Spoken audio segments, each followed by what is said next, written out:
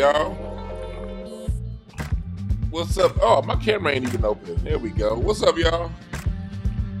Greetings from me and Rocky. What up, y'all? Y'all good? Rocky, you good? Let me get that out your way. You good, Rocky? Donald Trump. Well, the Supreme Court, Rocky, it looked like the Supreme Court ended birthright citizenship. What that's gonna mean? What's that gonna mean for the lady selling corns? For the lady selling tamale?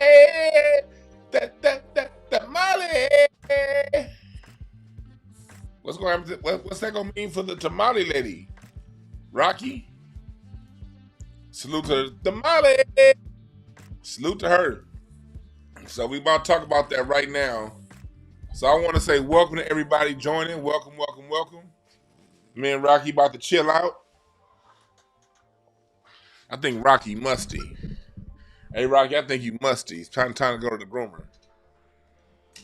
Rocky a little musty. I don't like dog smell. Anytime Rocky get a little bit musty, it's time to go to the groomer. I think you're a little musty, homie. Anyway, welcome to everybody. Welcome, welcome, welcome, welcome. Welcome, welcome, welcome. So, yeah, they are going out, and it looks like as if the Supreme Court has struck down any opposition that Trump may have moving forward to pass legislation to completely end birthright citizenship.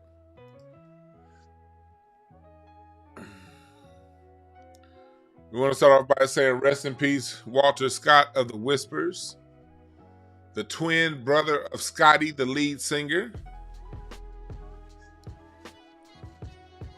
Rest in peace to another legend, man, Watts, California.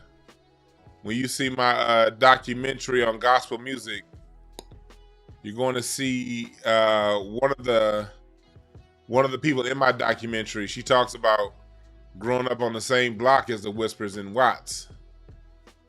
These are LA legends right here, the Whispers. You know, that's the sound of LA. So the Whispers, you know, Rolls Royce, Willie Hutch, Roy Ayers.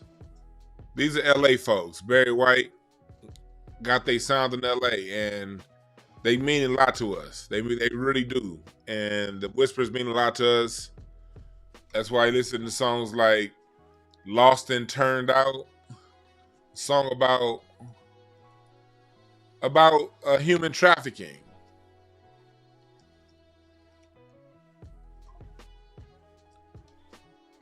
You know, they were that conscious. You know, they were that conscious to tell them, don't buy that man no Seville. He wants to.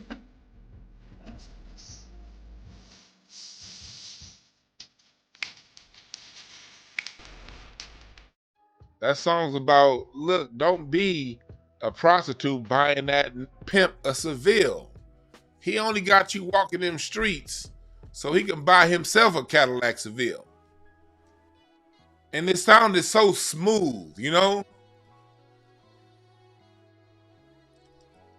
You know, they had songs like All the Way. Yeah. This is how you know they some LA cats. You know what I mean? This is one of those. A drive to Santa Monica. Will you bring the wine and I'll bring my guitar? Let's go all the way. Now I feel the friendship growing. But that harmony that you hear in the background is Walter Scott. Rest in peace, Big Walter with the big beard. They lost a lot of members lately. The Whispers, and so Walter Scott. Walter Scott was one of the.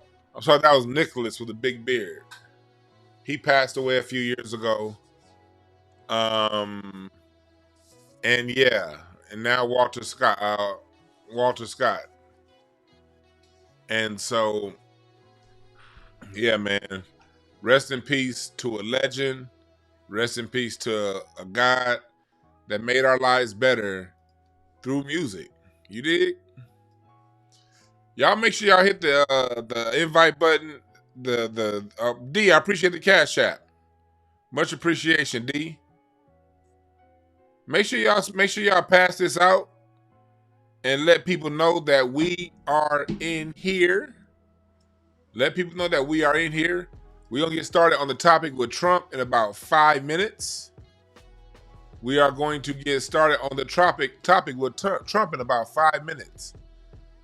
But in the meantime, I want to show, man, it was such a good night last night at LACMA. Talk about Black American music. There's a new wing to LACMA opening up in the David Geffen Museum in LACMA. And what they had Kamasi Washington and 100 musicians. What they did was they played Kamasi's music, because a lot of this music, the Epic, has like a bunch of musicians. They had a night yesterday where they had 100 musicians playing the same song in different rooms of this opening art gallery. This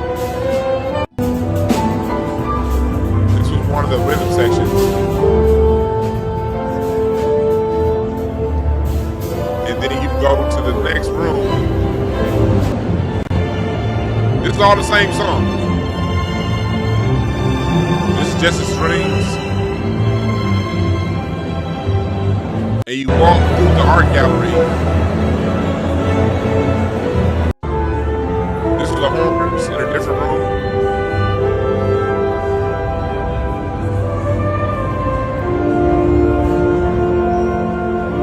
This was beautiful.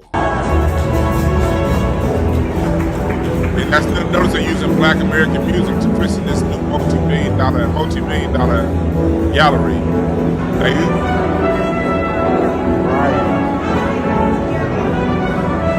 We're gonna get started on the topic in about 3 minutes. This was the brass. The other horn section you saw was the woodwinds. That was another room with the brass. Then we had a choir. And Kenneth Crouch on piano. He's in my documentary also. Guy on piano, he's in my documentary.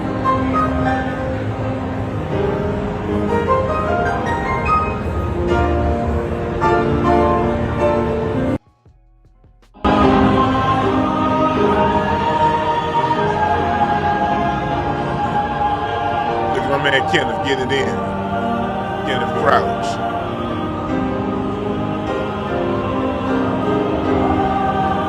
And mind you, they're all playing the same song in all these different rooms.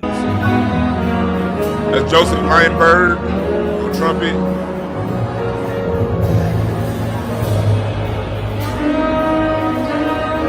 This was such a dope-ass concept. Salute to Kamasi Washington for pulling this off. This is me kind of just walking through the gallery from one room to the next. It's nice, man. Oh, this was LA last night.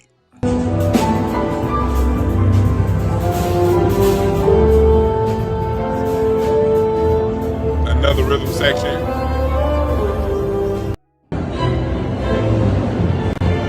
So yeah, that was last night at the David Geffen Art Gallery at the LA County Museum of Art. That was last night. Salute to everybody. That it was just a dope night to see, and they, and it's going to transition into what we're talking about as far as Black America really being the thing that keeps America together, and the thing that everything America does, for the most part, is based off of our activity. It's all based off what we do for the most part, our activity, and that. And that museum gallery isn't going to open up for another year, but they christened those walls 3 nights in a row with that sound. It was just beautiful. 100 musicians playing the same song in different rooms. So yeah. But that transitions into what we about to talk about now. The Supreme Court today ended birthright citizenship. Well, no, they didn't. Let me say that better. The Supreme Court did not end birthright citizenship. The Supreme Court limited judges' ability to block Donald Trump's birthright citizenship ban. And as we know, birthright citizenship is something that was created for the former slaves, for Black Americans. And so right now they're doing all this. You notice, look at this picture. You notice how America will let anybody be an American, but when it comes to us, we have to be African American first. That's why it's so hard to watch a documentary on our stuff. Henry Louis Gates be having some good documentaries, but it's so hard to watch because everything is African. No, we Americans, but we don't get caught that. We always got to be othered while people can come fresh off of a boat, be here 2 years, and they be considered American. So that's what the Supreme Court did today. They limited Donald Trump's ability to block birthright citizenships. And this is very big. It's big for us. You good, Rocky? It's big for us, and it's big for the United States of America. And what we're gonna talk about today, we're gonna talk about not only what happened today, but how this is gonna look over the next 25 years. And we're also gonna do a historical perspective. So y'all ready to dig in? All right, y'all ready to dig in? To get in? What's up, chat room? Girl Speak, Purdy Naps, Easy Eye, all y'all. C. Vessi, Rafi. Appreciate all y'all for joining. Kim, I appreciate everybody in here for joining. And we're going to talk about this, all right? So it ends birthright citizenship. Well, it opens the door to end it. And I'm having this discussion today, and I'm going to base it based on what Donald Trump had to say. I saw this on the homie Shamika's Facebook page.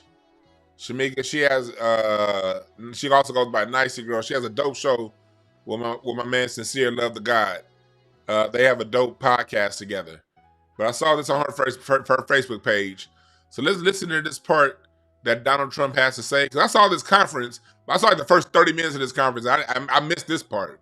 So I'm glad she was able to see it. Listen to this right here.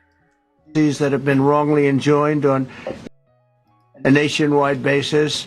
And some of the cases we're talking about would be ending birthright citizenship, which now comes to the fore. That was meant for the babies of slaves. It wasn't meant for people trying to scam the system and come into the country on a vacation. This was, in fact, it was the same date, the exact same date, the end of the Civil War. It was meant for the babies of slaves, and it's so clean and so obvious. But this lets us go there and finally win that case because hundreds of thousands of people are pouring into our country under birthright citizenship, and it wasn't meant for that reason. It was meant for the babies of slaves. So thanks to this decision, we can now promptly file to proceed with these numerous policies and those that have been wrongly enjoined on a nationwide basis, including birthright citizenship, ending sanctuary city funding, suspending refugee resettlement, freezing unnecessary funding, stopping federal taxpayers from paying for transgender surgeries, and numerous other priorities of the American people. We have so many of them. I have a whole list. I'm not going to bore you, and I'm going to have Pam get up and say a few words, but there's really, she can talk as long as she wants because this is a very important decision. This is a decision that covers a tremendous amount of territory. But I want to just thank again the Supreme Court for this ruling. It's a giant. It's a giant. And they should be very proud, and our country should be very proud of the Supreme Court. We can now promptly file to proceed with numerous policies that have been. So that was it. We're going to go back through. That was that part I wanted to play it all the way through. Now I'm about to play it again, and we about to break it down part by part, all right? Wrongly enjoined on a nationwide basis. And some of the cases we're talking about would be ending birthright citizenship, which now comes to the fore. That was meant for the babies of slaves. It wasn't meant for people trying to scam the system and come into the country. So you see right there, the 14th Amendment was for the babies of slaves. Let's break that down. This is why this is such a monumental decision. Well, not so much a decision. What Donald Trump said right there was monumental, because the game in America, I don't know if y'all been paying attention, has been to act like Black Americans don't exist. And our only existence is to help for the plight of others. Have y'all noticed that? Myron Magnus, appreciate the super chat. He said, God bless the Supreme Court. Y'all notice that it's been all about wiping our existence out as a people and not acknowledging us. What did I tell y'all at the beginning of the year? When Kendrick Lamar did this Super Bowl performance, it was all about nationalism. Did I not say that on this very channel? This channel talks about what's going to happen, and not just when I pull out the cards. I didn't need the cards for that one. We go esoteric and we go niggateric too at the same time over here on this channel. We go esoteric and niggateric, nigga. Terrestrial. What we just see in front of us without the cards. We go both. The Super Bowl is always telling you what the agenda for the year is. And it was very important this year with Donald Trump coming into the presidency. It was very, very, very, very important that people know what the agenda is for the year. And the agenda is nationalism. Nationalism is the agenda. That's what it is. That's why you saw all those flags, those American flags, the stage set up as an American flag during the Super Bowl. Problem is, it was a lot of you dumb motherfuckers running around saying, they should have had Lil Wayne on the stand. Instead of just watching the fucking message. They were trying to show you a message, nigga. This is what this country's coming to right now. Straight up nationalistic. And this ruling by the Supreme Court and this Trump, what he's about is all nationalism. Then Lil Wayne turned out to release his album, and that shit was Lil Wayne's album was donkey shit. I'd rather smell a donkey and an ox shit than listen to Lil Wayne's album any more again ever in life. Okay? Y'all missed the whole point. They told you in the Super Bowl where this shit was going. So,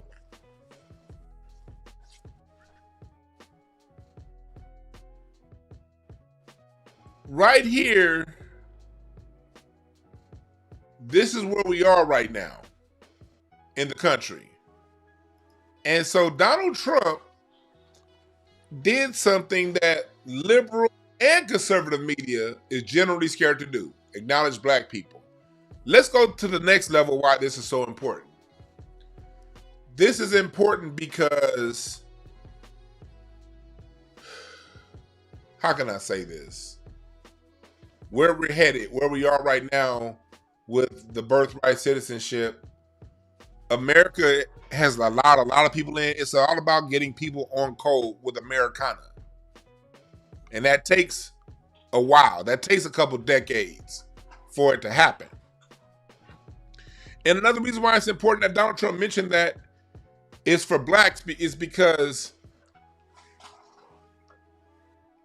every civil rights move that this United States has made, going back to the original civil rights legislations, 1866, 67, and 68, 74, they were, for the most part, one by one rolled back. Or the aim was taken off of Black people and put on everyone else. The 14th Amendment, birthright citizenship, was for us. They ended up using it for the Chinese. They ended up using it for because it's not just now with the Mexicans and no. This is something that all throughout the early part of the 20th century, the Irish got off on this, the Germans, All the former roaming tribes of Europe, all those Vandals, all those Visigoths, all those Huns, all those Vikings and Anglos and Saxons, they all came over here too. A lot were here, but the majority came after slavery. The majority, remember that, people, the majority of the people in this country came after slavery. And they all benefited from this birthright citizenship too. Everything that this country has done for us ends up going to everybody. It's like, look, we can go down the list. Let me just give you a few examples. Let me give you a few examples of legislation meant for us that the Supreme Court ended up switching over for us, and what they didn't help us. First off, the 13th Amendment was the official abolishment of slavery, unless you got into a crime. See, the Supreme Court didn't touch that one. They didn't say, oh no, that's unconstitutional. Slavery is slavery. Let's not have it at all. They let that one be. But when the 14th Amendment was also come out, when it said guarantee equal protection under the law, due process for U.S. born people, there were the slaughterhouse cases of 1873. And it narrowed the interpretation of privileges and immunities.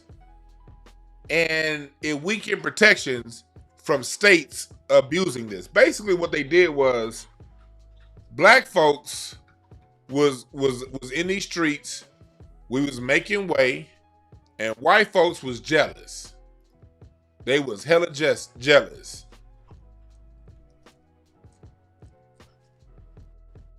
And so what they would do, the Klan and other networks of white supremacists, they would go around and hurt black people. They would harm black people. And the 14th Amendment was put in to protect black people nationally.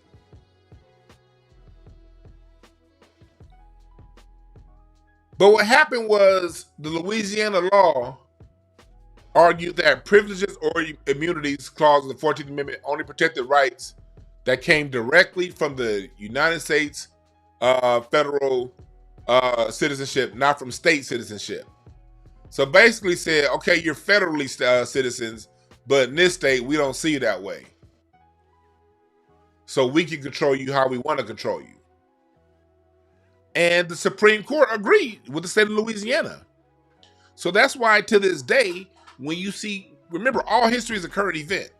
That's why to this day, when you see Tamir Rice, when you see Walter Scott, not Walter Scott, I'm drawing recipes Walter Scott. I'm thinking about Eric Garner, and it was other brother with the last name Scott that ran away and got shot in the back in 2016. I forgot his name. Sandra Bland. It was this decision by the Supreme Court that made to where basically, you know, if the state doesn't deem it as a crime, and then we can't, if how you were handled, then the federal, basically the feds can't step in. So you see all throughout history, whenever they pass things, they always minimize it for us. You know, in the 15th Amendment of 1870, you see that it allowed basically black people were allowed to vote, allowed to be put in office. In 1870, there were over 1,500 elected black officials across the United States, both locally, state, and federal. 1,500, just 5 years removed from slavery. And then the Supreme Court stepped in and was like, yeah, nah, if South Carolina, if Louisiana, if Mississippi, Arkansas, if they get to handle they voting the way we want to get handled. Again, they flipped it on us. People act like, see, one thing that black people need to get very clear on is the 1960s civil rights legislation was not our first civil rights legislation. That's like the biggest lie of omission that they tell us. when you look at the 1960s civil rights legislations, they were just recapturing rights that we got in the 1860s. Most of those things that happened in the 60s civil rights legislation was basically giving us what we got 100 years ago. But what happened was when we got that, the United States between 1870 and Woodrow Wilson 1915 rolled back all of those gains we got in Reconstruction. Black people could still work for the government in 1914. Black work environments, federal work environments weren't segregated in 1914. Woodrow Wilson did that in 1915 after we voted for him. The NAACP backed Woodrow bitch-ass Wilson. It was Woodrow Wilson. It was Theodore Roosevelt before him. It was McKinley, the one that got shot and killed. Well, coincidentally, the President McKinley, the person that got shot and killed, I think it was 1901, if my memory serves me correctly. It was at the World's Fair in Minnesota. Chat room, check my record. I don't know if it was 1901 or 1902 when William McKinley got shot and killed at the World's Fair in Minnesota. But he was one of the few presidents that was trying to preserve whatever was left over from Reconstruction rights for black folks, and his ass ended up dead. But from Rutherford B. Hayes on, because Rutherford B. Hayes is who ended Reconstruction, from Rutherford B. Hayes to Woodrow Wilson, every president minus, and I only want to give McKinley a full pass, but for the most part, other than McKinley, they were trying to roll back the protections that we got, and they did. So we went from 1915, and then you got Red Summer 1919 when all those black cities got burned down, black towns on Red Summer 1919. Then you had Black Wall Street in 1922. Don't ever just talk about Black Wall Street. There was a whole Red Summer a couple years before that. Chicago, Milwaukee, St. Louis, Detroit, anywhere black people were, it was some burning and a turning going on. So in the 60s, we started our civil rights movement again in the 20s. We talking about the W.B. Du Bois era, the A. Philip Randolph era, the Ida B. Wells era. We started to basically re-get what we got in the 60s, 100 years later.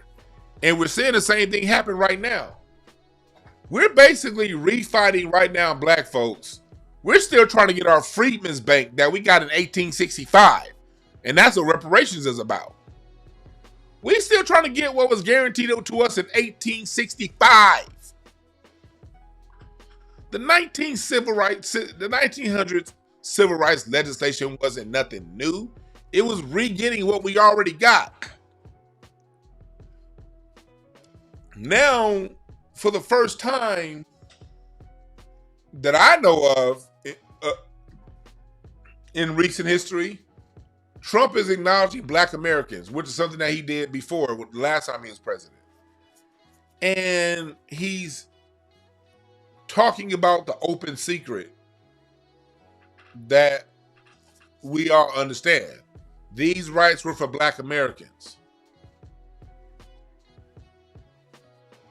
And that's something that continually goes unacknowledged. Now, next question. Why is this important? Now that we got that history lesson, why is this important moving forward? It's important moving forward because people, Kamala Harris's family, abused the system. They come to America, have a child, and then have that child raised somewhere else. Kamala Harris spent high school in Canada. A lot with the game here in LA, and I'm from LA, so I got Mexican homies, so I know the game. This isn't something that they print in newspapers, but this is something that happens 60, probably 70% of the time. They're born here, and then they still get sent back home to Mexico or somewhere else to go to school, to live their life, know their family, know their heritage. Then they come back to America to work. Born here, raised in Mexico, educated in Mexico, come back here, probably sometime around high school, go back home, come back for college, and then they're put into the American workforce. And you get people who, although they were born here, anchored here, they were still raised somewhere else. And here in LA, they become your police officers. They become your court clerks.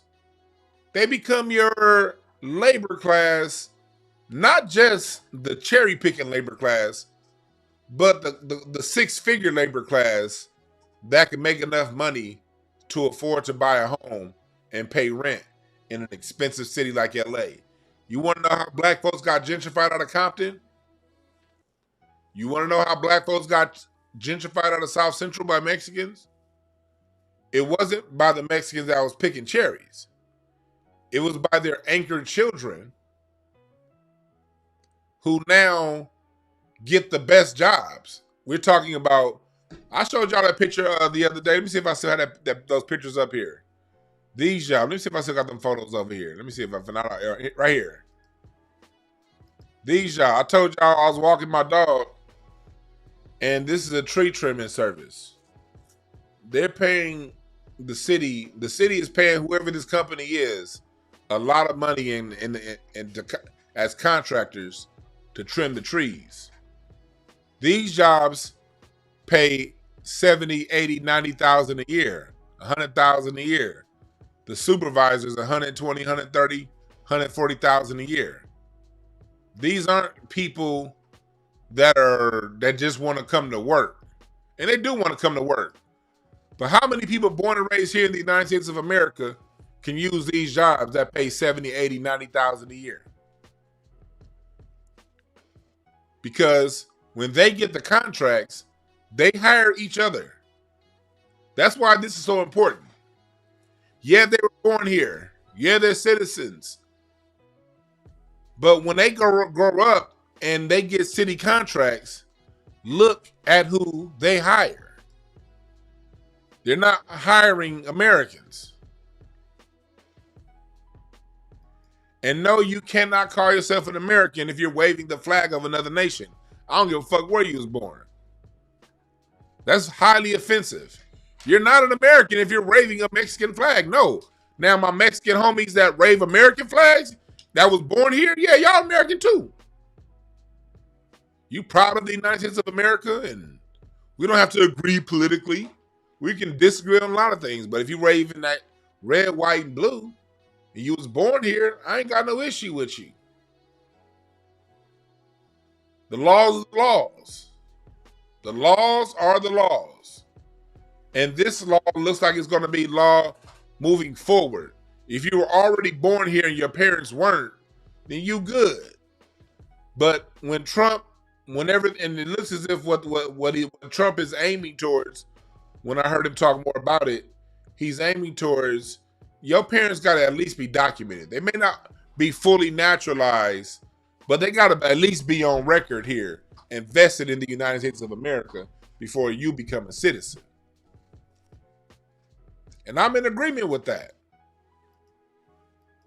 Trump is also making it to where when they send money to other countries, they're going to have to pay a tax on sending money outside of this country. And that's another thing that happens. When people that aren't born here aren't vested in the United States, what do? Whether they're Mexican or whether they're Nigerian, whether they're Turkish, whatever they are, what do y'all do? You send money back to the old country. How does that help Americans? They say, oh, we pay taxes, and you send the money right back to Honduras. How does that help us? Trump is now talking about putting a tax on that money, which is a good thing. Because again, I'm not a Trump fan. I'm not a Hillary fan. I'm not an Obama fan. I'm not a Democrat. I'm not a Republican, but I'm for damn sure an American. That's for damn sure. I'm not aligned with either political party, but I am aligned with what's the best interest for the United States of America, because I have nowhere else I can go. I believe in reciprocity, for real. My favorite city is Reciprocity. I like that city more than I like LA. I like Reciprocity more than I like Inglewood, more than I like New York, Miami, Vegas. Nigga, Reciprocity, that's my favorite city, goddammit. And if I can't go to where you are and anchor a child and get resources from the government, hey, same. Like when I play dominoes, nigga, you don't put that, don't let it be a 5 on this edge, a 5 on that edge, and you go for 10. You over here like 10. Nigga, I got big 10 in my hand. 15, motherfucker. And don't let a 6 on one end be there, a 4 on the other end, nigga, and a 5 on this end. And nigga, what? Duh, bitch. I play dominoes, nigga. What's good for you is good for me. Follow that train. Because Mexico is beautiful. I've been down there a few times. You mean tell me I can't go down to Mexico and set up shop and get government benefits? Oh, then you can't get them here. It's simple. So you can get benefits here in the United States, go back to Mexico, and since your parents were born in Mexico, you can still get Mexican benefits? So you can double dip? You can go back to Dominican, Puerto Rico's United States. You can go back to the Dominican. You can go back to Honduras or Colombia and get double benefits. You can go back to Persia and get double benefits. I can't.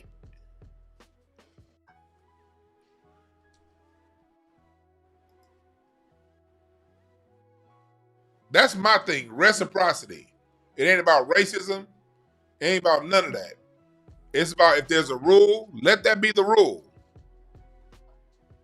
Now, if other countries start lighting up their borders and saying, hey, you Americans can come here and you guys can set up shop and we have money to help you Americans set up shop, then I'll be like, hey, America, man, that's cool. Shit.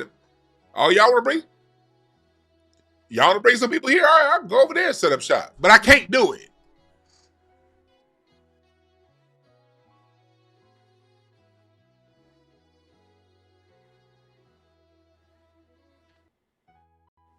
Reciprocity is my favorite city on the planet. The city of reciprocity. That is my favorite city. Because I ain't racist. I don't believe in denying nobody nothing. But I also believe in two-way streets.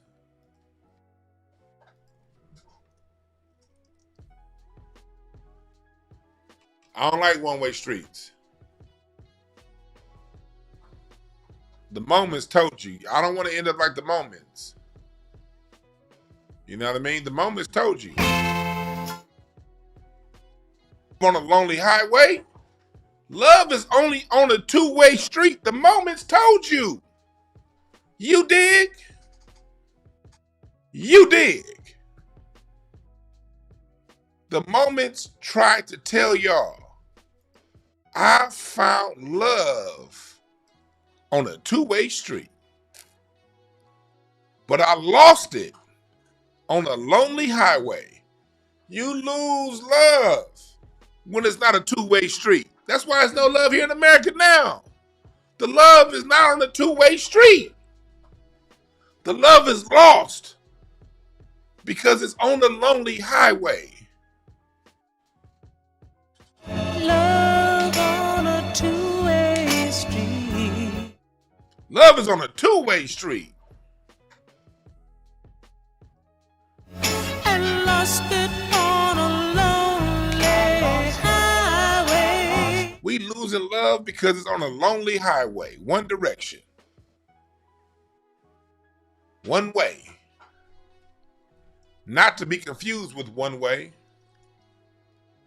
Because what happened to a lot of my Mexican citizens, all that waving your flag and all that shit, that means you didn't listen to one way. You didn't play your cards right. You did not play your cards right.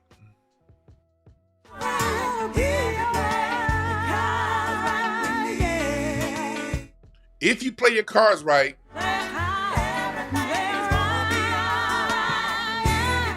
if you played your cards right, everything's gonna be all right. But you can't play the card of the flag of another country in this country and expect people in that country to side with you so you can be an immigrant, be a citizen of this country while you still repping that country. You see how I go? You're not playing your cards right. If you want citizen, listen to me. This is not hate. If you're gonna play your cards right, at least wave the red, white, and blue. Like them people that came in from the Taliban, all them Taliban refugees back in the day.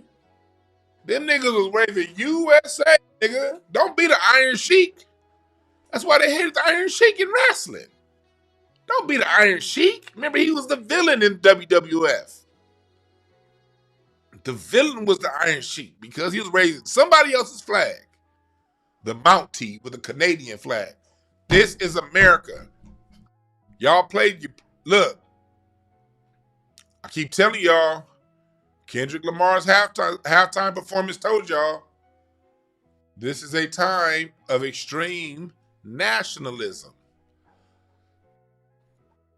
This is a time of extreme nationalism.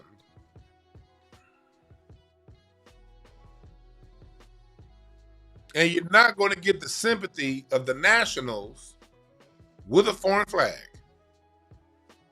You need this flag for that to pop off.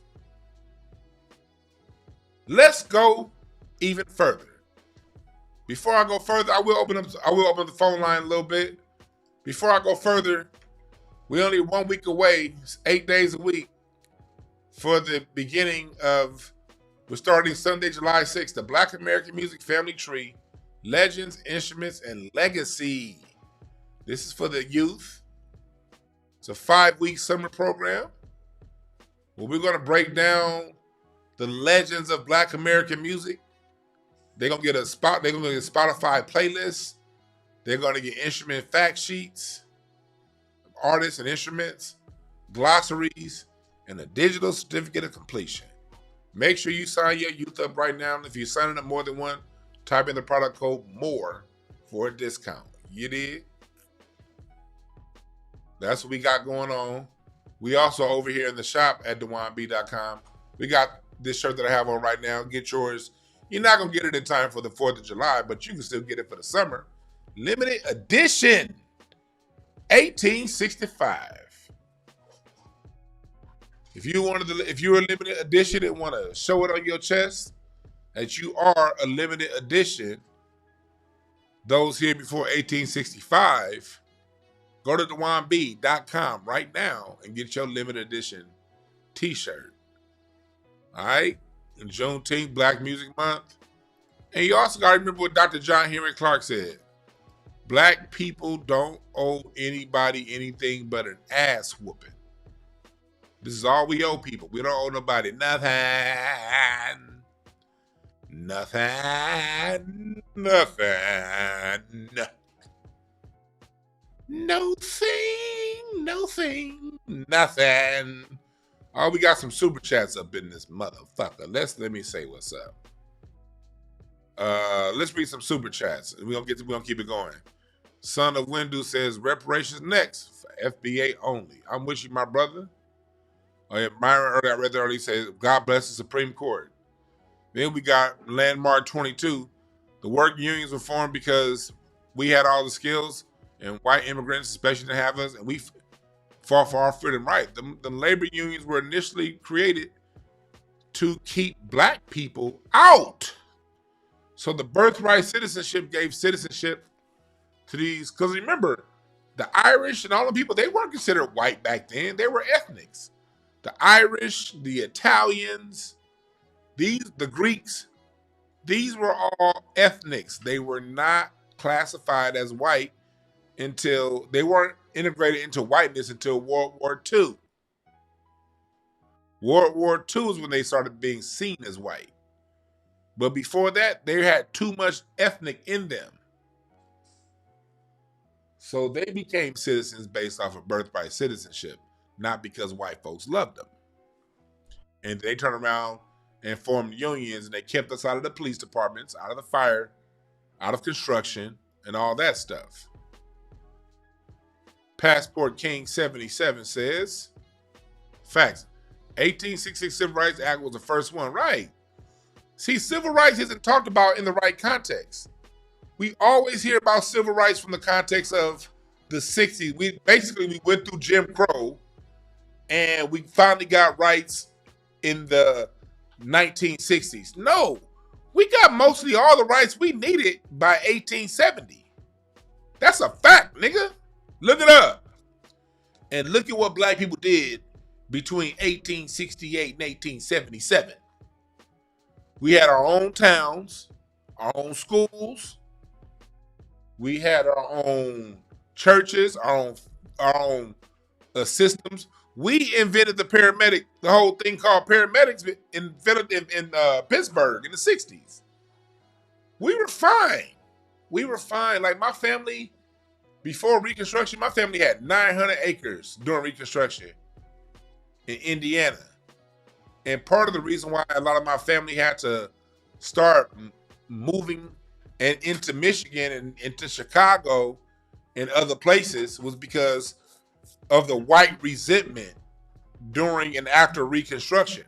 Their businesses that they had, those farms that they had, white folks got together and stopped buying from the black merchants. And my family was never, this particular line of my family was free during slavery. They were never enslaved. So they were handling commerce in the 1830s, 1840s, 1850s, 1860s, 1870s. They were doing their shit, man. But it was during Reconstruction and post-Reconstruction that resentment towards black wealth, they stopped, the citizens got on code with each other, the white citizens, and stopped dealing with black merchants, even the ones who weren't enslaved. And the government got on code and rolled our shit back.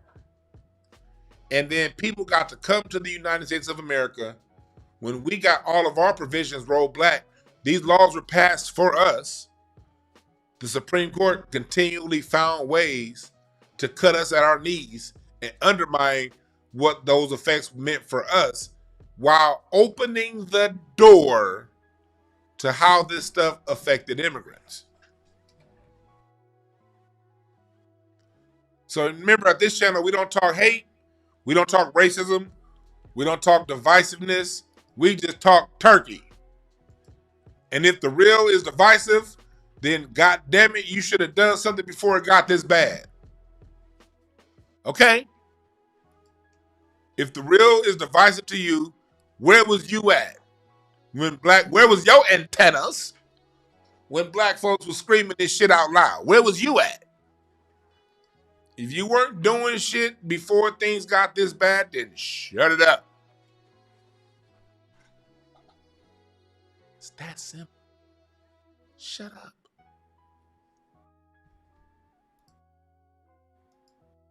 You can't now be part of the Justice League now that's coming your way. I don't want to hear you. Steve Louise said, I just wanted to state how this ruling is a big blow to corporate personhood, which is a corporate. That's a great point. And the drop 5 to say that, that's a great fucking point. I'm glad you said that, Steel Louise, 6812. Thank you for making that comment. Because you just hit on another point that I was just getting ready to get to, but thank you for this comment. Most civil rights legislation don't help neither black people nor immigrants. They help corporations to fuck all of us over. Especially what this comment just said, corporate personhood. Most civil rights legislation, both in the 1860s civil rights legislation and also in the 1960s civil rights legislation, most of that legislation helps corporations more than people.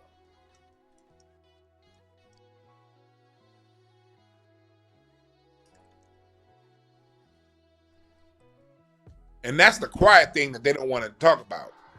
That's how corporations got to be what they are right now, where they get to be treated as citizens, but they don't get punished like citizens.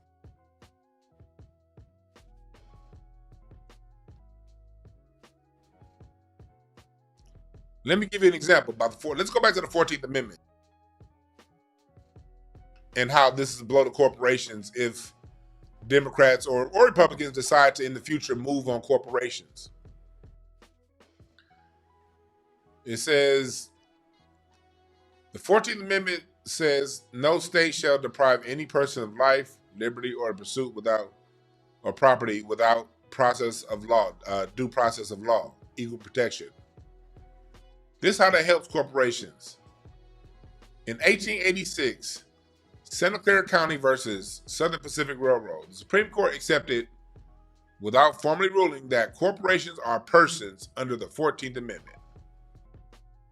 The result, corporations have been using the 14th Amendment to challenge taxes, regulations, and state laws. So that's one way that, a state passed a particular law, like here in California. A lot of your state laws towards emissions or whatever, when it comes to different things, Donald Trump's been able to strike a lot of that stuff down. The due process law. In 1905, Lochner versus New York, it struck down a law limiting bakery workers to 60 hours a week. The court ruled that it violated employers' rights to contact. It's basically talking about saying that corporations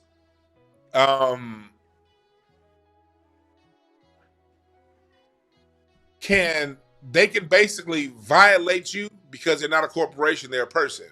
See, a person can't do these. Two people can have issues and go back and forth. A corporation is supposed to be held to a higher standard. But since it's a corporation, and the Supreme Court in 1868 said corporations are people, it lowers the burden of what corporations should have. And when it comes to Title VII in 1964, basically what it did was that allowed corporations and also white folks to start doing the whole reverse discrimination thing. And basically Title VII of the 1964 Civil Rights Act is what they're using to target DEI. You got Citizens United. I remember this one. The whole Citizens United ruling, calling money free speech. So the reason why Elon Musk gets to openly spend hundreds of millions of dollars on elections, that's because of Citizens United. Basically, corporations are people, and so since corporations are people and money is considered speech, corporations can throw around as much money as they want because it's speech and they're persons. ADA Act, it's so many different ways corporations have used these civil rights laws that were guaranteed to black people for themselves. And that's at the behest of all citizens, no matter what your color is. So for this first time that I've seen a sitting president remind the world of what laws were meant for black people.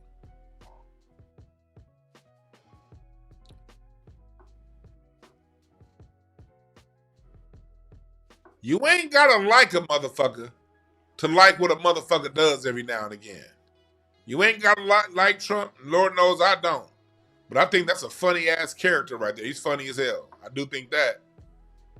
But you ain't gotta like him to understand when you get a political victory by default. Because that law, the whole birthright citizenship thing, the 14th Amendment, is something that's been used to put black Americans further and further and further behind the 8 ball. What's up, chat room? Donna C, thank you for joining. Nandi, everybody up in here. Nene, everybody, I can't get to everybody's name. K-Mac, Hula Gang, appreciate all y'all for joining. So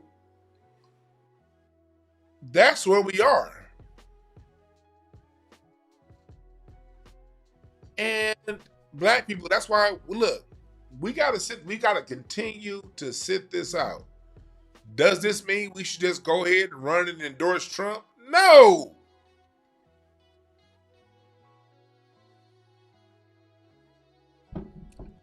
We got a de facto win just shutting the fuck up.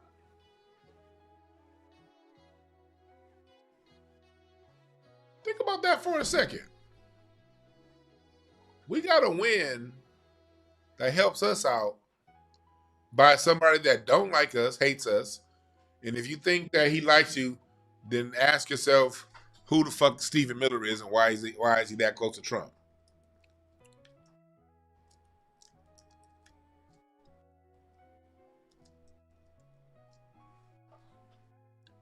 If you don't think Trump is racist, then just look up Stephen Miller. He's the right-hand man to Trump. The most extreme vile racist on. This motherfucker's a Bull Connor level racist. But it doesn't matter. Because racists do things all the time that can be beneficial to us. It don't matter that I don't like him. It don't matter that he's a racist. It don't matter none of that stuff. And because the other thing black folks try to do is, well, he did something good for us. That means he ain't a racist. Shut up. God damn, y'all niggas sound like the people, my master plantation bigger than your master plantation. That's who you niggas is. He did something nice for us. That means he ain't racist. No, nigga. He did something that benefits his political agenda. And Donald Trump's political agenda is American nationalism. And there are a lot of Americans that agree that birthright citizenship is bullshit. And it should be ended. And he ran on that. He got all them white votes that Donald Trump got. A major part of that was on ending birthright citizenship. And that's why I do got to give him credit. This is what he said he wanted to do, right? This is what Trump said he wanted to do. So this is one more thing that he gets that he set forward on his campaign. This is what his people wanted. This is what they voted him in for. This was part of his mandate.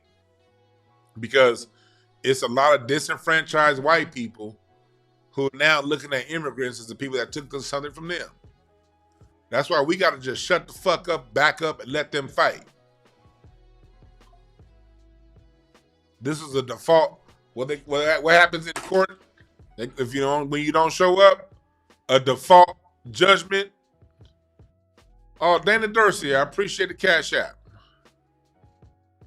This is what they call a default judgment in our favor. How many more default judgments can we get if we just shut the fuck up? Williams, I appreciate the Cash App. Chubby, appreciate the Cash App, my brother.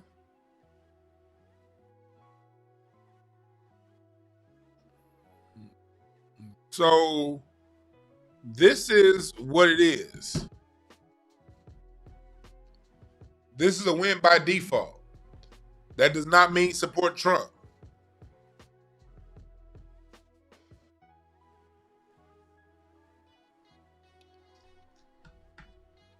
What it does mean is shut the fuck up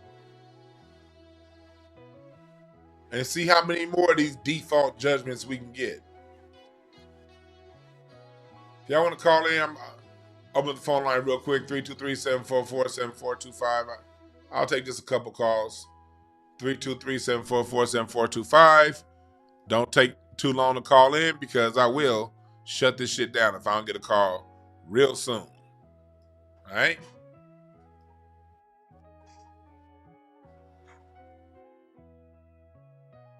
Yeah, we support our own.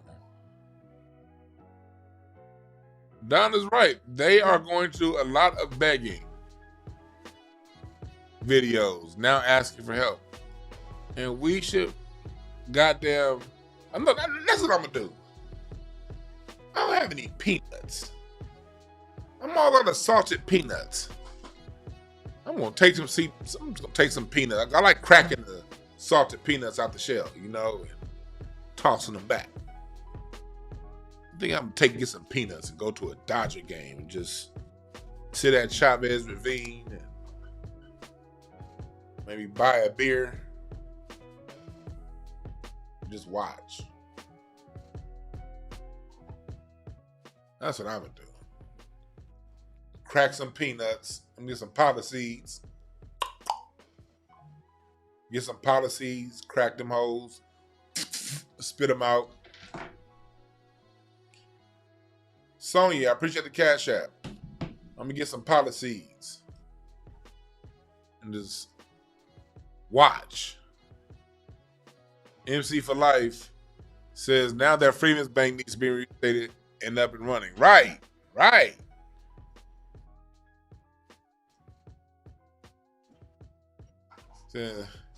Appreciate that, Sexy Red 67.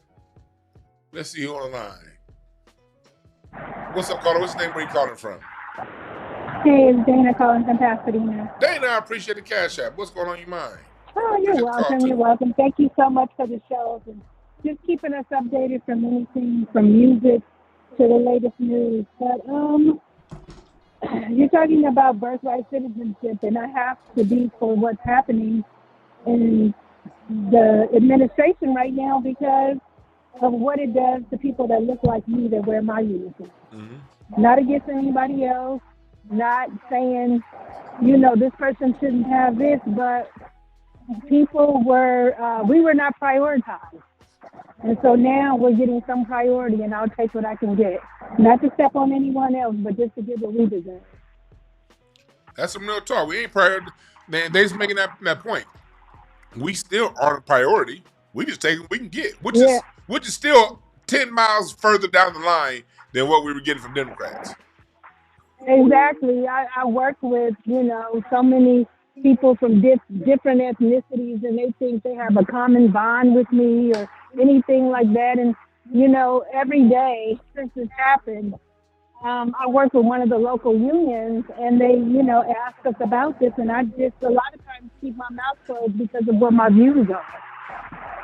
Because I have to prioritize, mm-hmm. as people are upset about these ICE raids and what's happening. And I was getting my hair braided yesterday, and my braider was like, it's so sad. She was talking on the phone with one of her friends or a cousin or somebody, and they were like, this is so sad. And I was like, you guys are saying this is so sad and this shouldn't be happening as black men languish on Skid Row.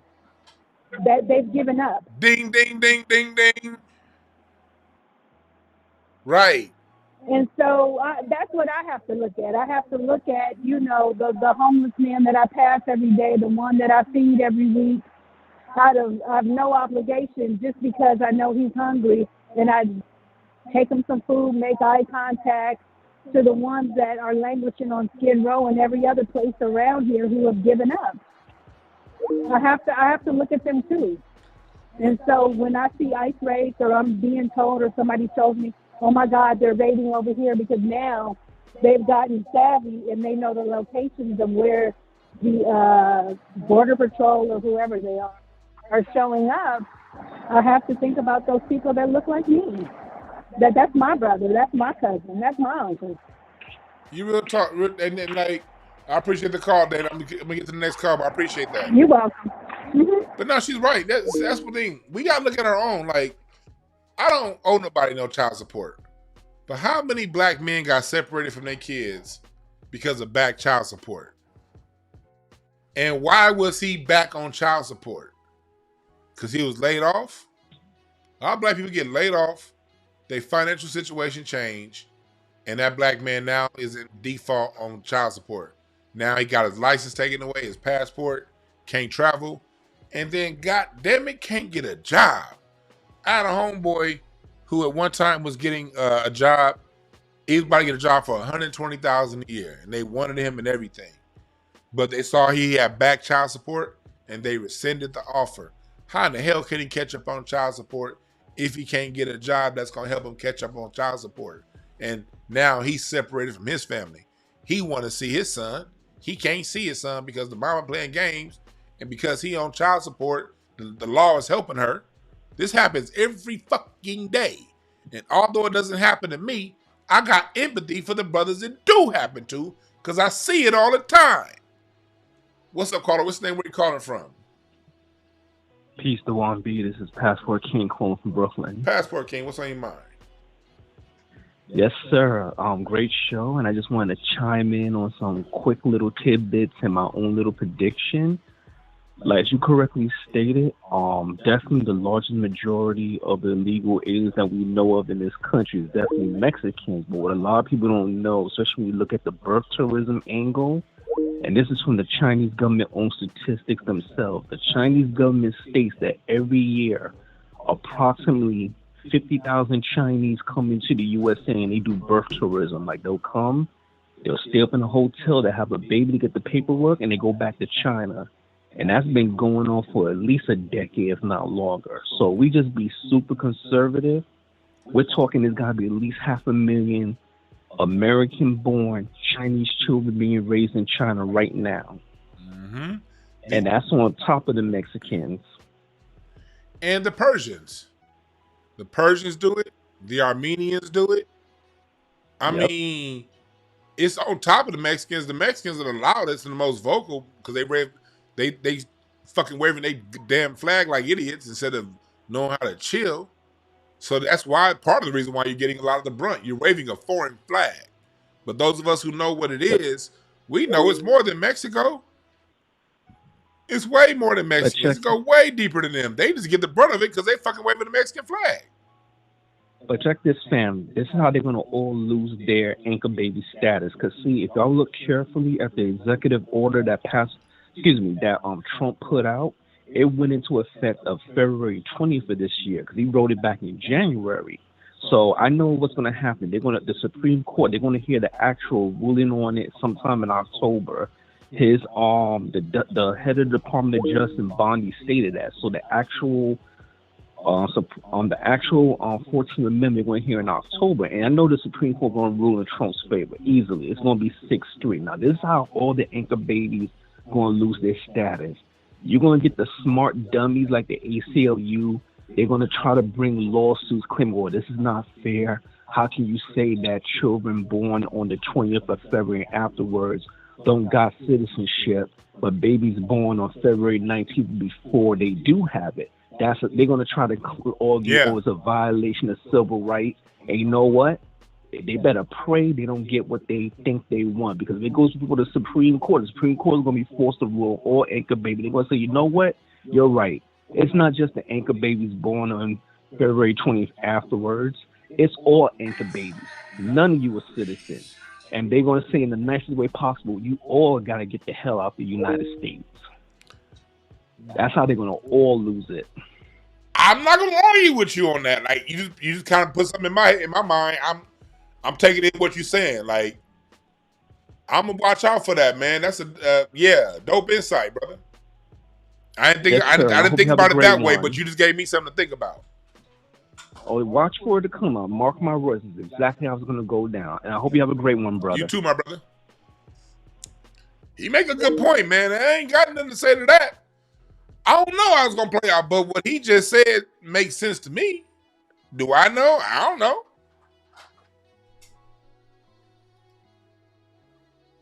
I do not know.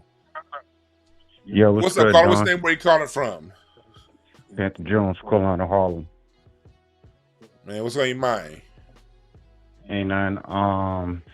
I woke up this morning and I seen the Supreme Court ruled into Donald Trump's favor on basically it's going to be another process. But I was thinking honestly,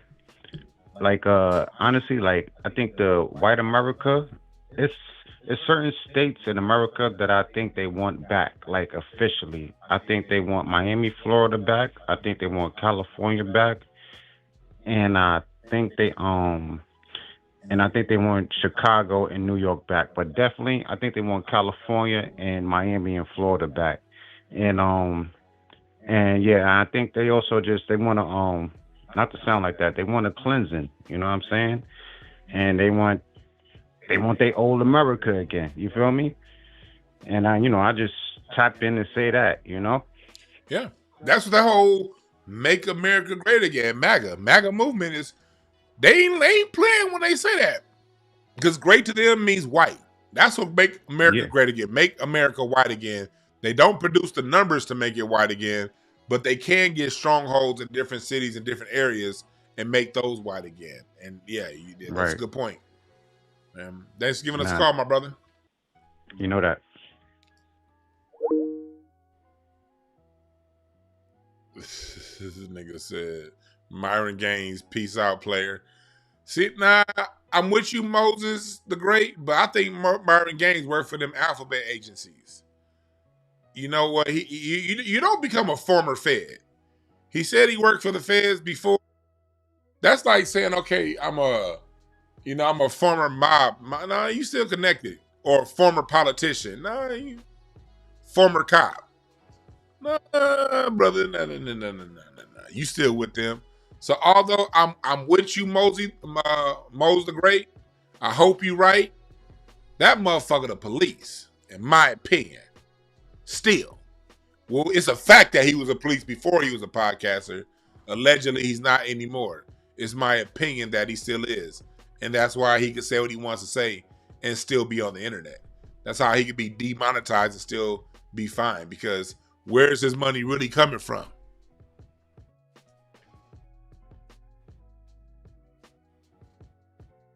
I don't know.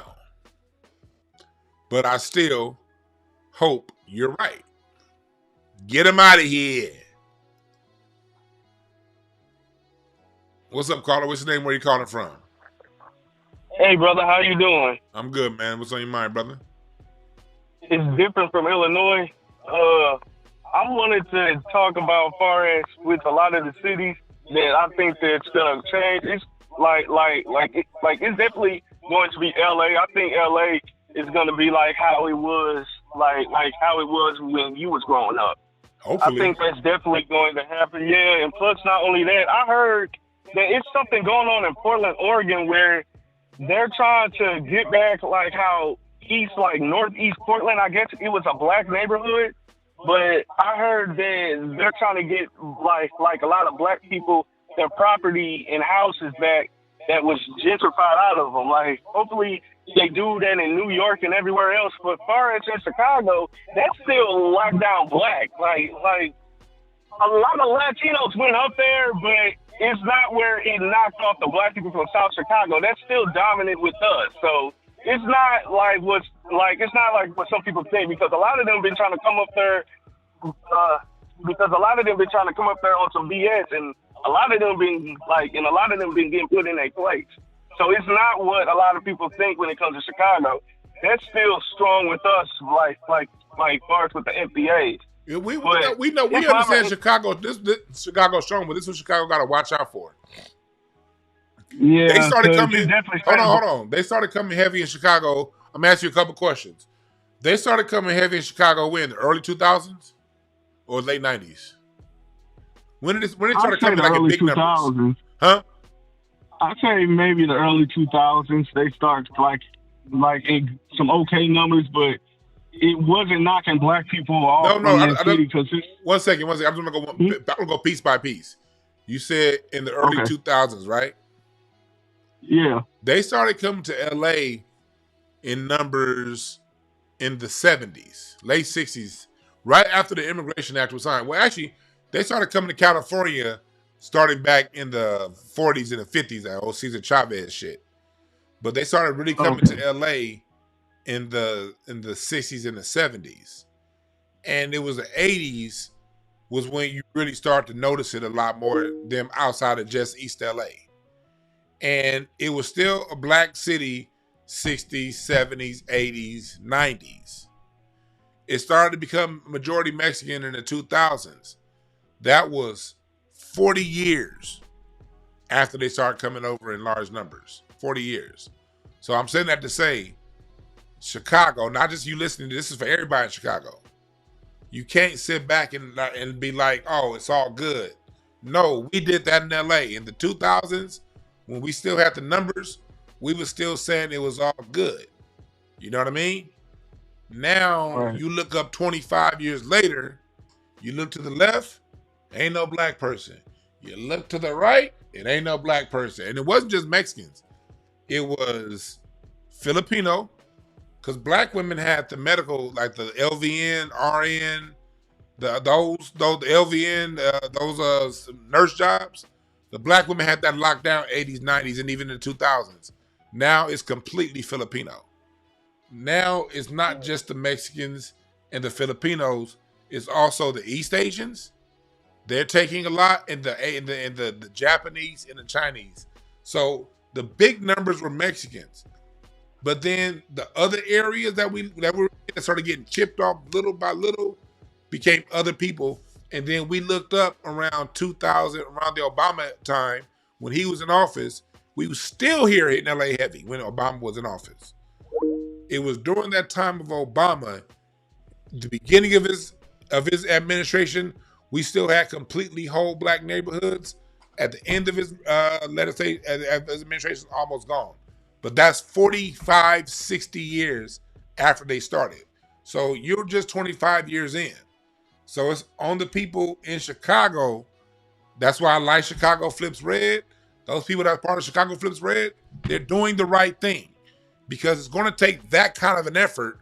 So 25 years from now, Chicago is still black. You got to realize white supremacy looks out 25, 50 years. So even though things are good now, you still want them to be good in 25 more years. And that's why what y'all doing with Chicago Flips Red is the right thing to do. X. All right? Yes, Let's give us a call. I got a bunch of calls coming in. Okay.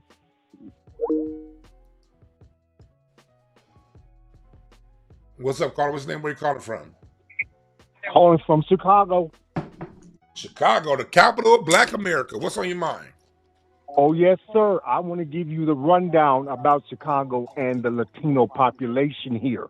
That kicked off in about 1985. Prior to that, in Chicago, there were four main groups. There was blacks, there was Polish, there was Italian, and there were Irish. When we had a small Latino population prior to then, like my mother's generation, they always said Puerto Ricans. It was Puerto Ricans here. They were not Mexicans. They started pouring in about 85. Now, getting to the current time with the influx of Venezuelans and all the immigrants coming in, the first place they wanted to put those immigrants was right on the south side of Chicago in the middle of the Black Hood that was notorious for all of the reputation for all the murders every year in Chicago. You're going to take them people, put them right over there instead of putting them in the Mexican neighborhood. This was absolutely a plan to override the black community. Absolutely, no doubt. Yeah, and of course. And as also as an additive to that, these black communities voted Democrat for generations, and they told us they had no resources for our communities. Nothing. It doesn't exist. Yet you come up with billions of dollars the very moment that you want to flood these immigrants into our communities. Now you have tax dollars. Really? That's how they do it. And that's why, again, Chicago, you guys are doing the right thing. Y'all got Lori Lightfoot out. Now you got the new jive-ass nigga up in there. I forgot his name, with them fancy suits and jive-ass haircuts. Get that nigga out of here, too. Y'all got to keep making an example out of anybody black that ain't going to fight for black. Y'all doing a good job of at least speaking up for all them old niggas that's voting for them. Oh, absolutely. Let me get you one more point on this one. Go ahead, The brother. Latinos out in California, they're talking about blacks joining with them, and why can't we do more and this kind of things like this. Here's an example. Our people are taking the biggest heat for this. You got Brandon in Chicago, you got Eric Adams in New York, and you got Karen Bass out in California. Name me 3 Latinos who's ever taken that kind of heat for a black issue. None. Well, there was that. Wait. Well, A prominent Hispanic no. politician. What about if that they was time much- George Lopez? Nah, he didn't do it. But what about that? A prominent politician. What about that? Yeah, no, he didn't do it either. So you're right, brother. I'm trying to name somebody, nigga. Can we get Who's Paul taking Rivera, the somebody? majority of the heat? Jennifer Lopez? What have we done? Where y'all at? Fat Joe? Mexican OT? What the fuck? when they had the kids in cages down at the border, who ran down there? Our black leadership, remember? Al Sharpton and all these folks. They ran down there. And one more point about this election with the Democrats. We went out there and supported Kamala back in November, even though she had said when she was running and then proved while her and Biden was in office that they were going to do nothing for us. I ain't gonna do nothing for black people. No. They needed us to save it. Remember down in Atlanta when it came down to Joe Biden, they say, hey, we need you to get out there because y'all the linchpin for this and save democracy, and we'll have your back. The moment he got in office, remember, he had that call with the Congressional Black Caucus. Y'all need to get behind the Mexicans, the Latinos, right? And then they did everything they could to bring in all the immigrants. And now they expect us to come out and save democracy again, which we did, with that 98% of black women and 70 or 80% of black men came to the polls to vote for a candidate who we knew had already told us and shown us that they were going to do nothing for us. Whenever we do our vote, we do it for justice for everyone. Like they try to say, hey, we came out with you guys for Black Lives Matter. Black Lives Matter was about due process. It was not about black people. Due process is for everybody. Yes. That's what and Black Lives Matter wasn't our grassroots move. That was some corporate shit had nothing, that ended up helping gay people more than it helped us. That was for everyone. It wasn't strictly for us. The problem with the George Floyd thing was this. The man didn't get a chance to see his day in court. You gave him summarily execution on the spot.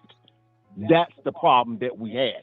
It had nothing to do with anything else. It was about due process, which is something that affects all of the country, not just us. That's real talk, man. Immigration, that's not for everybody. That's just for the immigrants.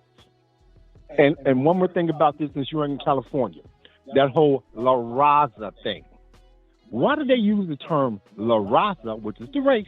If they were doing it for everybody, wouldn't it be La Humanidad, which is the humanity, instead of the race? When we do something, it's for humanity, not just for us, not just the race. You're right. That's a great point. That's how the Mexicans, exactly. That gives it away in a nutshell. What they're doing is for them. That's not a good point. Everybody. I was about to hang up. I got to get to the next call, but I'm glad I stayed on long to let you make that point. What about the humanity? Thing. That's some real talk, brother. Mm-hmm. I got to take this other call, man. Thanks for letting us talk to us. Hey, glad to. I'll call again. Yes, sir. That's a great point. What about the humanity? When we fight for humanity. That's why black people keep winning. We win because we fight for humanity. You not winning because you fight for yourself. You already get benefits based off our fight for humanity.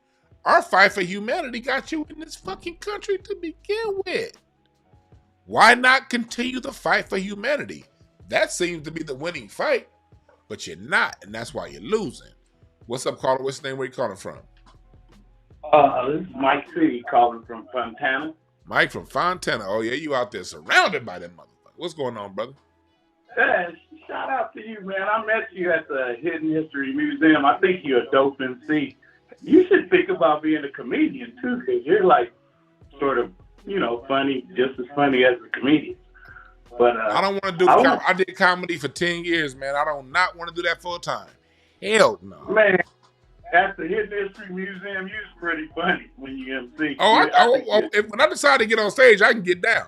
It's just the life of a comic. Ain't the life?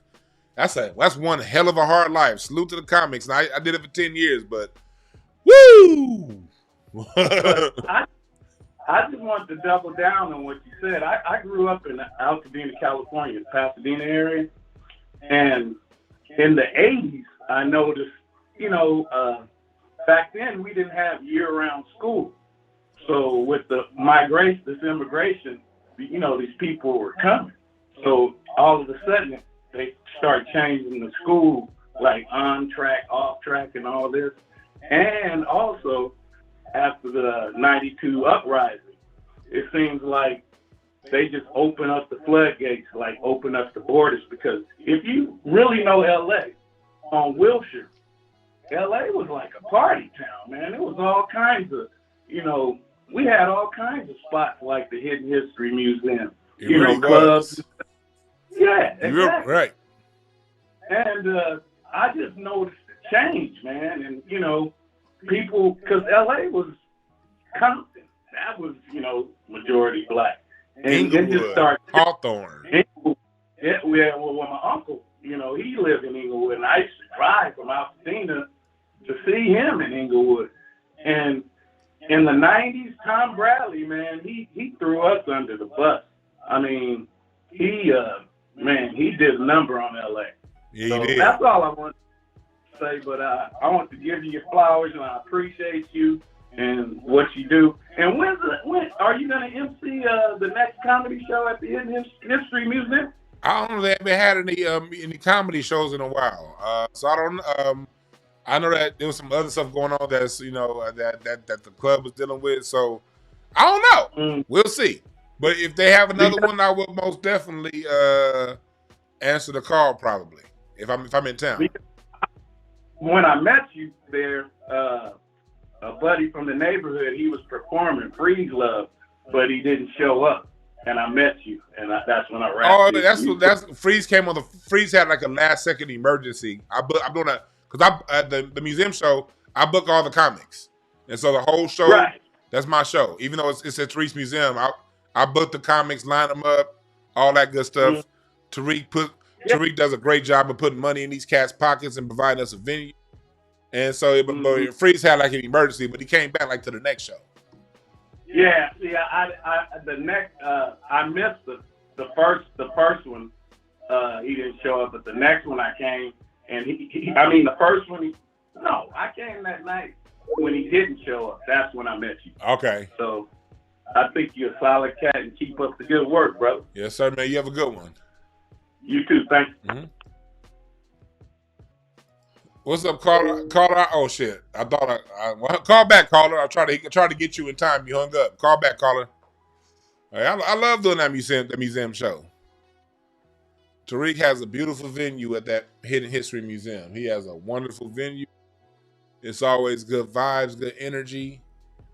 And I think the last show we did was like back in like December or November. So but yeah, whenever or if ever he has another show, I will most definitely, if I'm in town, MC it.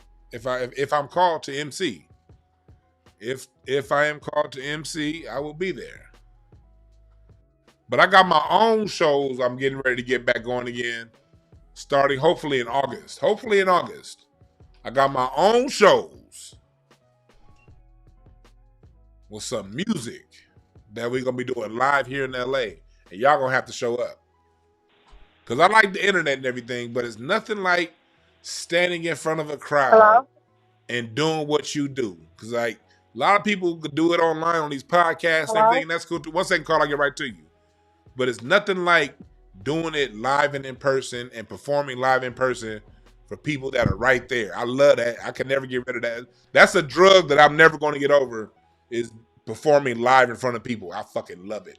And I improv everything. So if you ever come to one of my shows, you may hear me talk about some of the same premises over again, but I never say the same joke twice the same way. I improvise everything I do on stage. All right? What's up, caller? What's your name? Where you calling from? I'm calling from Michigan, and I have a question about birthright citizenship. Yes. My great great great great grandparents. They were born on a plantation back in the 1800s. So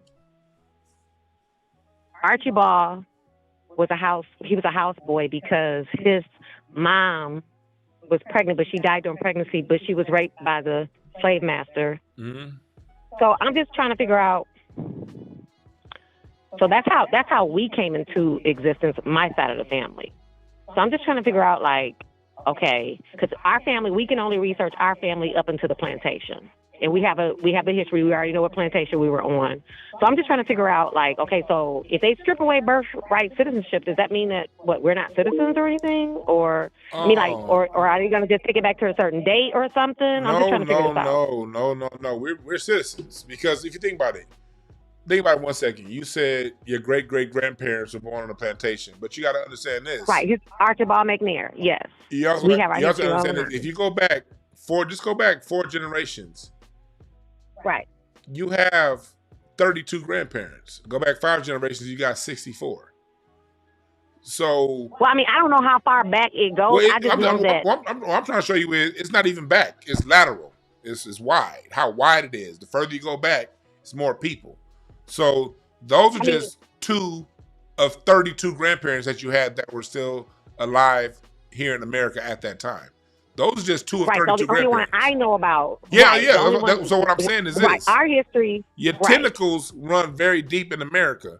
And what Donald Trump specified when it comes to birthright citizenship, it's not even going to affect the people who are already here now, who were born as anchor babies. And it's not going to affect them either. It's going to affect people moving forward. You cannot come to America. That's what I wanted to know. From China, that's what I was trying to figure out. Anywhere else, have a baby and say that baby's a citizen. That's who it affects. Okay, that's what I was trying to figure out. Because when we do our family tree, they've done thorough research to where we go back to a certain plantation in North Carolina back in the 1800s, where he actually was. They called him back then on that time. They called him the house nigga, house boy. He actually met his wife Nora at the Green Plantation, and when they got their papers and was freed, however that happened, that's where our family tree starts on my dad's side. On my mama's side, it's a whole different story because our great granddaddy was white. He owned the plantation. I don't even want to get off into all that because we still trying to figure that out. That's that part out too.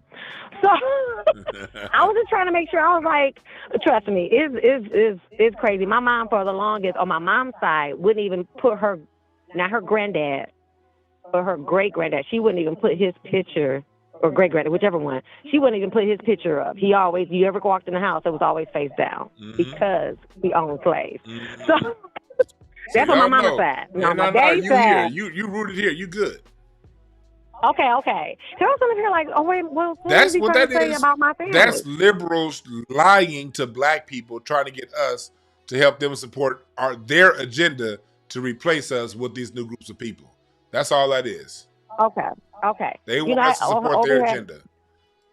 Like, do I need to be walking around with my birth certificate? No, you straight. All right.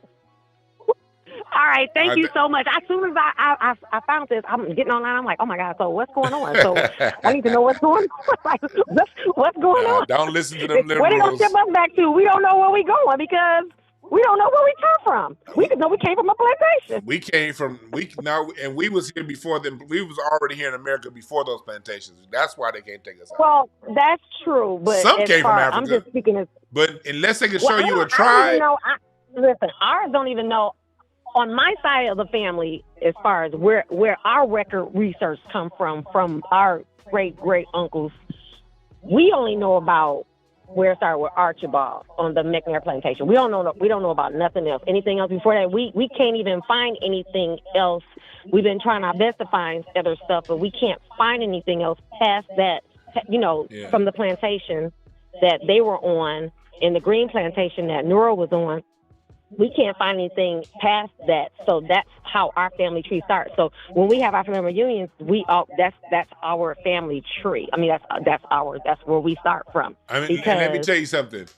That's a hell of a lot more than people who immigrate here can find when they go back and they. Well, we've been doing our research. We've been doing research for a long time. Yeah, so you got it. Probably for the past 20 years. I got to this other call, but let's get us a call. Okay. Thanks. All right. Thanks a lot. Okay. Bye bye. Ah, shit, they hung up. Call back. The thing disconnected you right when I hit the green button to say answer. So call back. Right when I hit answer, that shit went.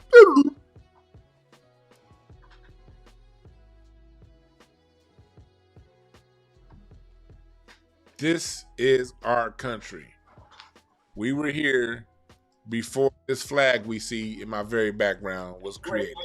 This flag right here was created in 1960. We've been here for every rendition. I think it was 27 different renditions of the American flag. We've been here for all of them. What's up, caller? What's the name? Where you calling from? Hi. Hey, Dewan, this is Sonia. I'm calling from Milwaukee, Wisconsin. Sonia I was just from calling Milwaukee. Yes, hi. I was just calling to let you know I did purchase your shirt, and I do plan on getting some words on the back. 1966 where I was born, and I do have a comment for most of your people that are on this live. This is why we will not move forward as a people. We are so disrespectful to our own, and this shit has to stop.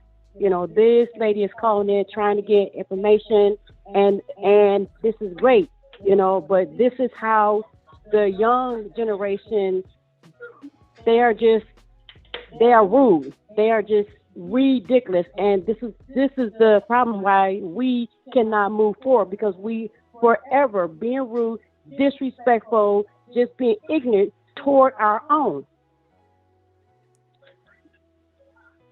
Yep. We also got to remember, there's always going to be ignorance. There's always going to be internal fights. There's always going to be internal struggles. Hell, Donald Trump just called a lady horse face from the presidential podium. Another white woman, like, wow, he called her horse face? God damn. So those of us who are not on that, we got to make sure that we stay focused on the bigger goal, and we got to know without a shadow of a doubt, the people who are infighting, they can't stop nothing, because they're always going to exist. So those of us who are focused just got to continue to stay focused. Right. And continue being positive. Keep on teaching them, and repetition. Yeah, we got to stick together. We got to move on. It's power in numbers. We are too separated. And for the black women, I wish that we can have a 1,000,000 woman meeting. This is needed for us, because we are too separated. Yeah. We are too divided as black women. Yeah. We are trying to reach one goal here. We are trying to reach there, but we also got to remember that even though we have one goal, there are a lot of different points of views on how we're going to get there. So we just got to make sure that those of us who are focused stay focused, and those who have different goals, different motives, different things, separate from them. There's nothing wrong with separating yourself from people. Nothing wrong with that. Matter of fact, power is exclusive, not inclusive. So remember when the Revolutionary War happened, when the United States took this place from Great Britain, it was only 3% of Americans that thought that the United States should be an independent nation from Britain. Only 3%. Everyone else was divided, doing their own thing. But it was a focused 3%, along with, of course, black folks, of course. They don't like to bring on that part. That takes up to about 5% that were willing to fight for this country to become independent. And that's all you got to focus on, all right? All right. Thanks so much. That's a good one, yeah. All right.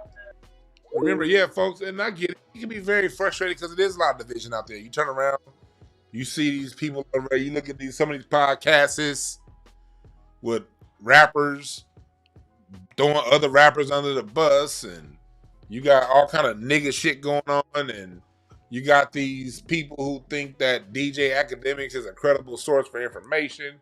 All that stuff is happening. It always will happen. Gotta remember, those people will never stop the ride, all right? Sonia Tatum, I appreciate the Cash App. Christopher Ellis with the Super Chat says, salute to the mods and to the chat. Salute, Christopher Ellis.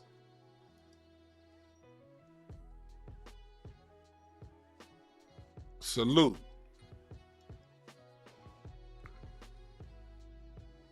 But, yeah, when they say podcasts, that's just always funny. But black folks, this is one of those wins that you're going to see the effect 25 years from now.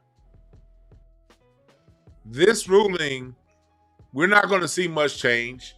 People who are here and welcome. I'm not tripping. Whatever. I don't worry about shit that I can't control. I can't control all that shit.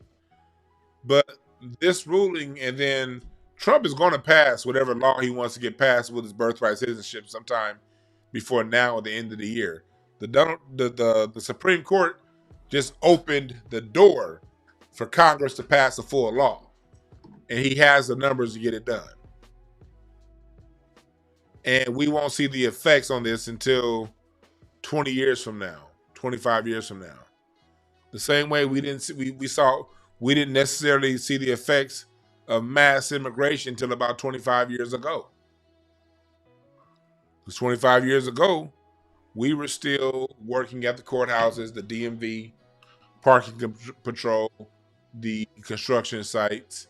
All this stuff was going on, but 25 years ago, we still primarily had those jobs. We still primarily owned our neighborhoods. But 25 years later, when you see the children of those those people who came over here to work come up, you saw their children take good, high-paying job opportunities from your children. Or you, if you're a millennial like me. If you're a millennial like me, Gen X, younger Gen X, you've been affected personally, especially if you live on the coast. You've gone into these places and you don't see yourself represented anymore. And little by little, your neighborhood is gone.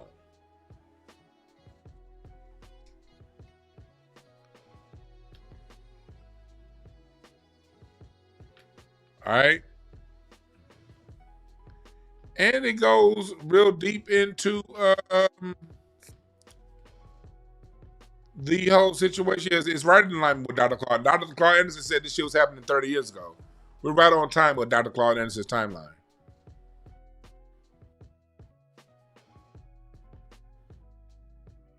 We're right in alignment with Dr. Claude Anderson's timeline.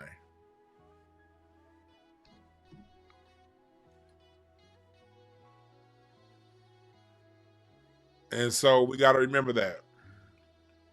I had one other point I wanted to make, but my mind just went blank. So that must mean I'm not supposed to make that point. We're going to do a late night live tonight. We're going to do a late night live. So, and those of you on Patreon, we're going to do a reading show tomorrow on Patreon. If you're on the reading level, the $15 a month level and higher, make sure to ask your questions in our group chat. We have a group chat on Patreon. Make sure to ask your questions on over there. We're going to read what things are going to be looking like for the summer on Patreon tomorrow at 10:30 a.m. Pacific Standard Time. That's going to be on Patreon tomorrow. We got a whole bunch of music lessons up on Patreon. And tonight, we're gonna talk some music tonight. All right? Here on this channel. Thank y'all again for listening. And again, it's not about hating nobody else, but it is about having love for yourself and protecting the rights that your ancestors fought for. My ancestors been here since the 1600s on record. And they married natives. And so it's no telling how long those Potawatomi ancestors of mine, Powhatan, Poarch, Cherokee, those are just 4 of the tribes where I can prove blood lineage from. No telling how long they were here. So let's turn around and love ourselves. This is all about loving ourselves, all right? All right? Thank y'all again for listening. Remember, there are no perfect messengers. Chris Vesey, I will do a mix down. I might do a mix down too tonight. If I don't do it, I'm definitely not going to do one tomorrow. If I don't do a mix down tonight, I might do a mix down tonight too. I might. But I don't know. It depends on if I'm back here around 8 o'clock. I got some Woomty Wham, Boomty Bam places to bounce. But we will have some mix downs coming up pretty soon, all right? Thank y'all again for listening. We out.